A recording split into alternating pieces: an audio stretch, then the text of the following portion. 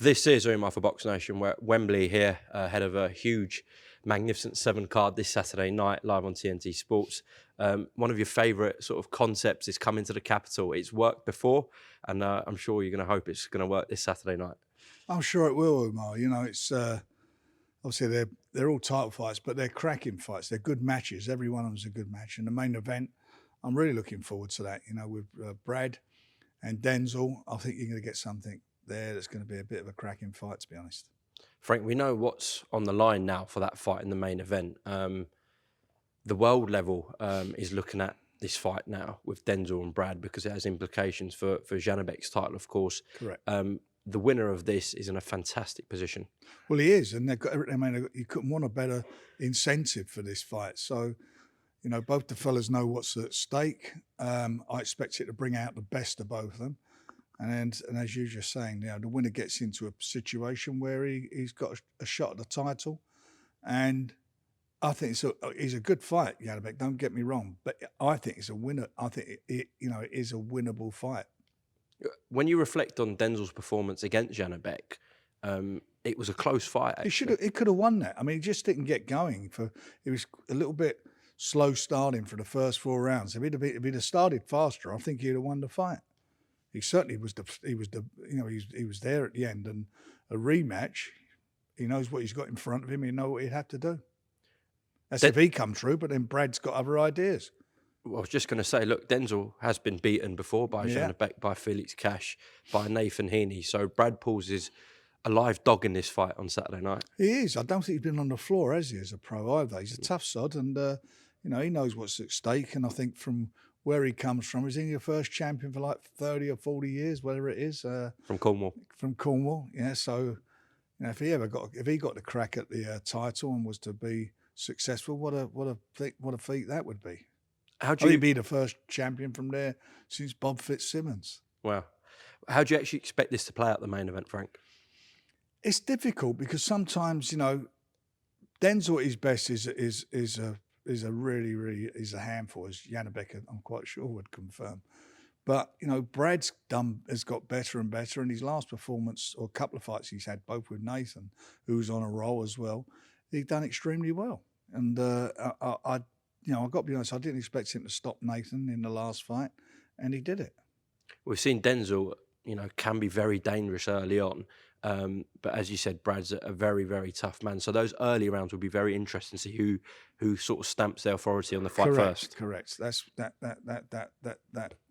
definitely how it would be. You know, they're both they're just both confident. They've got good trainers, the both, and they both, you know, come from good backgrounds. And I do think it's going to be a cracking fight.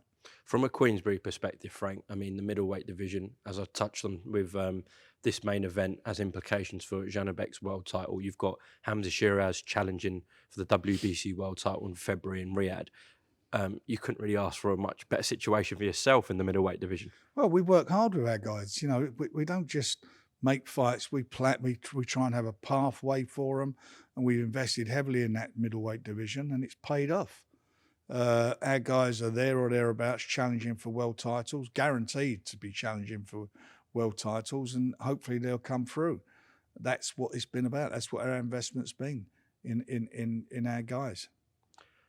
Adelaide Akers, it's a must-win for both of them, really. Spot on. You know, neither of them can afford to lose it. You know, the heavyweight division's so lively at the moment. So many great opportunities there that could open up. And the winner of this one will go on to a big fight, a big domestic fight, no doubt about it. How do you feel about maybe putting the winner in with Fraser Clark? I wouldn't have a problem with that. Nothing wrong with that. Why not? That's just a fight that makes sense. I mean, that, you know, all these fights, this heavyweight division has never been so lively, you know, at every level. It's just really good fights. And everyone wants a piece of it. Everybody wants to get into the mix. And, you know, again, we've invested heavily in the heavyweight division, in our fighters, and providing them opportunities and building guys and steering them in the right direction, giving them the right fights. And this fight on Saturday between the two of them is going to be, you know, it's an all or nothing. There's no doubt about that. The loser, you know, he can come again, but he's going to go right down the pecking order. We are filming this before the press. So I think if any fight on the top table, between the two fighters is going to have a bit of needle, I think it's probably going to be that one. There's no love lost between the pair of them. Yeah, I mean, it's been postponed the fight, but it's definitely that's a fact of life. There's no love lost there at all. But there's some great fights on there. Some really, I'm really, really looking forward to this card. Lawrence Okolie makes his heavyweight debut. Yeah. I was listening to Talk Sport driving in their boxing program, and I was talking about him coming up. It'd be interesting to see. Were the other radio channels not working? No, I was listening to it coming in, and I didn't realise how big he was, because I didn't really, until he come with us. I've never met him, and sort of can't think I've met him before. And he's a really big guy. God knows how he's been making the weight. So it's his chance as well to go and stamp his authority on what he's going to do in the heavyweight division. He's got to go out there and show what he's all about. He's been given they was talking about it. How comes he's being ranked in the top 5? Well, sometimes if you are a champion and you go up a weight, you get ranked by some organisations as number 1. You go straight into number 1. He's now got to show what he's all about. He's got to show that he belongs there, up in the top echelon. And this is a great opportunity. And he's in with somebody who's going to come to fight and fancies the job. You see him in that last press conference. I mean, he's really up for the fight. So I'm looking forward to seeing Lawrence in action. And I hope he's going to surprise everybody in a big way. Sam Noakes against Ryan Walsh. Tough test for Sam. Tough fight for him. Ryan's coming off of a 1-round knockout. I promoted him in a very early stages, him and his brothers in the early stages of their career, and they were exciting fighters. He certainly showed he could bang in that last fight. I think Sam's been a really, really good professional.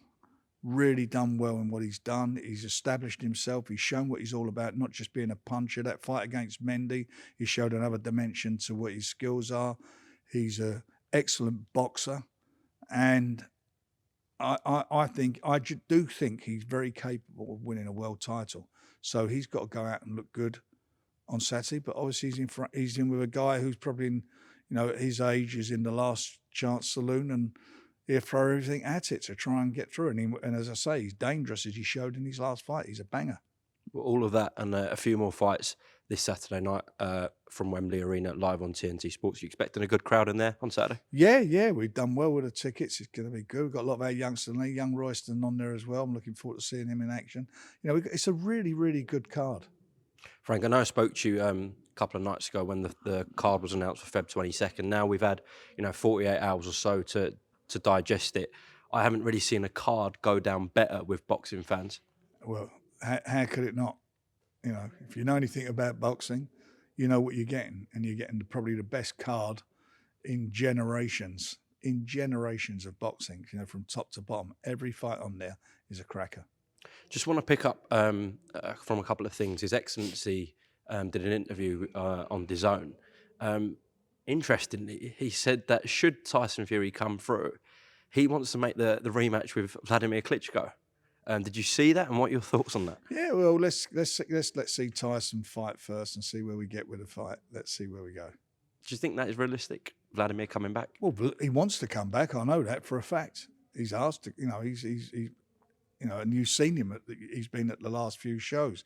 He's in tremendous condition. He's not a young man anymore, but he has looked after himself. He's not blown up and become a tubby the tuber and then coming down to take up to have another go at it. I mean, he does believe he can do it.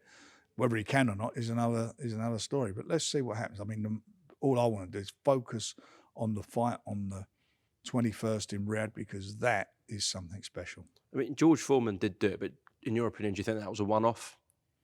Well, I promoted George when he come back. I brought him over to the UK on his journey to win the title again. And that was back in, it was about in 80, I think it was about 89, something like that, 88, 89. He's fitter than George was. He's kept himself in better condition than George did, that's for sure. Lastly, His Excellency also said that whether it's going to be a 5v5 between yourselves and Matchroom again around May time, or there could be the possibility of where Queensberry and Matchroom team up to do a card, a 5v5 against the US promoters. Just want to get your thoughts on that if the UK promoters came up against the US promoters. I like that, but you know what I think would be even better? Go on. I think that the UK's promoters should fight. Their fighters fight each other. The winner of that comes through against the American promoters who fight each other. So have 2 semi-finals, then a final. What if it was all Queensberry again? Well, that's why I'm saying I fancy it. Frank, appreciate your time here at Wembley. Great card as we spoke about on Saturday night, and we'll speak after the card. We certainly will. Thank Thanks, you. Umar.